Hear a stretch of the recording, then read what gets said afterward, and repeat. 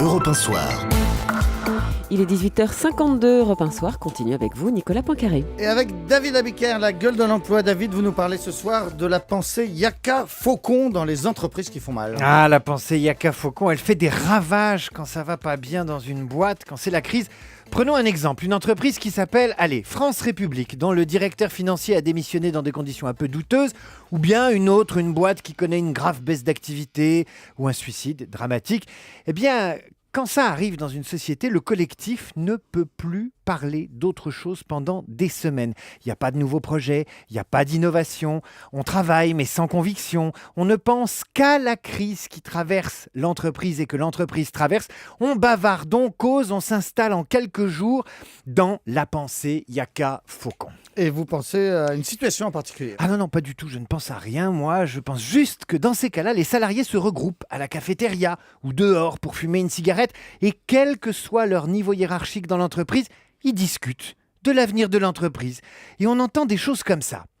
Il aurait fallu vérifier, il fallait absolument mettre en place des procédures, il faut complètement revoir notre système informatique. Ou encore, vous entendez ça, il faut un audit, ça fait des années qu'on en parle, je le dis depuis des années. Il faut surtout arrêter avec le cumul des projets. Et puis les gens causent.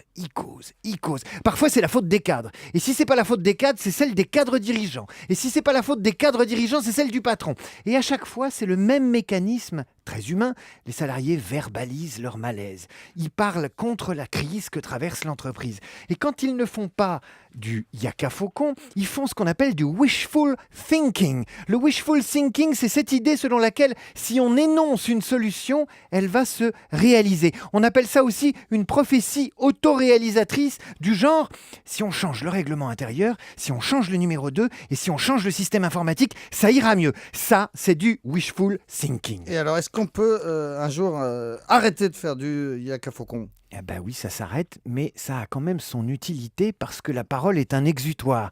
On perd un gros client, un cadre dirigeant est mis en examen, un salarié se suicide, on est racheté par une société plus grosse, on délocalise, on ferme une usine. À chaque fois, ça passe par des phrases de parlotte aiguë. Et cette parlotte a plusieurs fonctions. D'abord, ça défoule. Ensuite, ça crée de la solidarité entre salariés. Ça met la pression sur les dirigeants. Et enfin, ça permet de conjurer la peur de la crise et du changement. Mais attention, il ne faut pas que ça dure.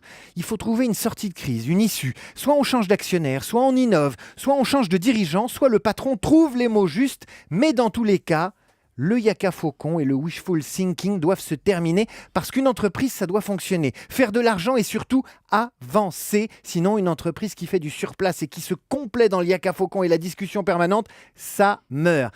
Et puisque mon entreprise, elle s'appelle France République, ce que j'ai dit vaut également pour notre pauvre République française. Mais j'arrête là parce que je suis déjà en train de faire du wishful thinking.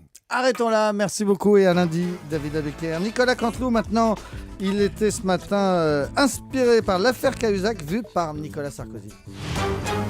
Allez, les ennuis ne s'arrêtent plus de...